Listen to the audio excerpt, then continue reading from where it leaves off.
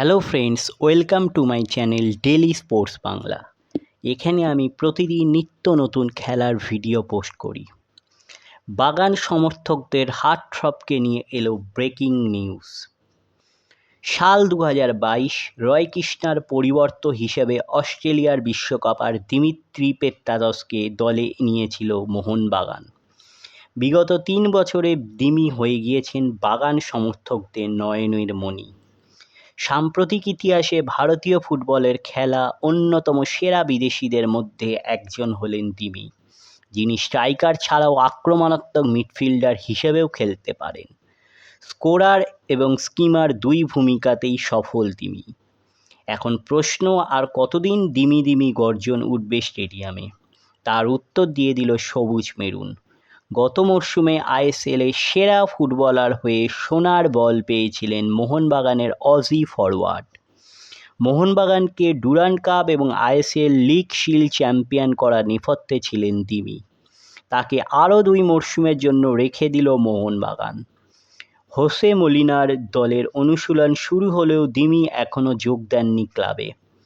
পারিবারিক একটি অনুষ্ঠানে শেষ করে সামনের সপ্তাহে শহরে চলে আসবেন তিনি। নতুন চুক্তি সই করার পর এমবিএসজি মিডিয়াকে দিমি বলেছেন, মোহনবাগান আমার ওপর আস্থা রাখায় আমি কৃতজ্ঞ। চেষ্টা করব দলকে আরও ট্রফি জেতাতে। এবার আমাদের দলের শক্তি গতবারের তুলনায় অনেক বেড়েছে। আমার দীর্ঘদিনের অস্ট্রেলীয় বন্ধু জেমি ম্যাকলারেন যোগ দিয়েছেন দলে। আমরা দুজনে একসঙ্গে বহু ম্যাচ খেলেছি, সফলও হয়েছি। সেই রেশ বজায় রাখতে চাই ভারতেও। গ্রেগ স্টুয়ার্টের মতো ভারতে সফল ফুটবলারের যোগদান দলের শক্তি বেড়েছে। রক্ষণের শক্তি বাড়াতে ট্রম আলফ্রেড, অ্যালবার্তো রড্রিগেসের মতো ফুটবলার যোগ দিয়েছেন। আপুইয়ার মতো সফল এবং দুর্দান্ত ভারতীয় ফুটবলারকে দলে নিয়েছে ম্যানেজমেন্ট। ফলে আমাদের ট্রফি জেতার চ্যালেঞ্জও বেড়েছে। গতবারের মতোই একটা দল হিসেবে আমরা সফল হব, এই বিশ্বাস আমার আছে। সমর্থকদের আবেগ আমাদের অনুপ্রেরণা। এবারও তাদের সঙ্গে চাই। জয় মোহনবাগান।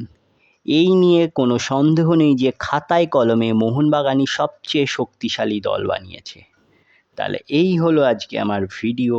আবার বলছি, আমার চ্যানেল যদি আপনাদের ভালো লেগে থাকে অবশ্যই চ্যানেলটিকে সাবস্ক্রাইব করে নিন। পাশে রাখা বেল আইকনটিকে ক্লিক করে দিন, যাতে সবার প্রথমে আপনারা আমার ভিডিও দেখতে পান। ধন্যবাদ।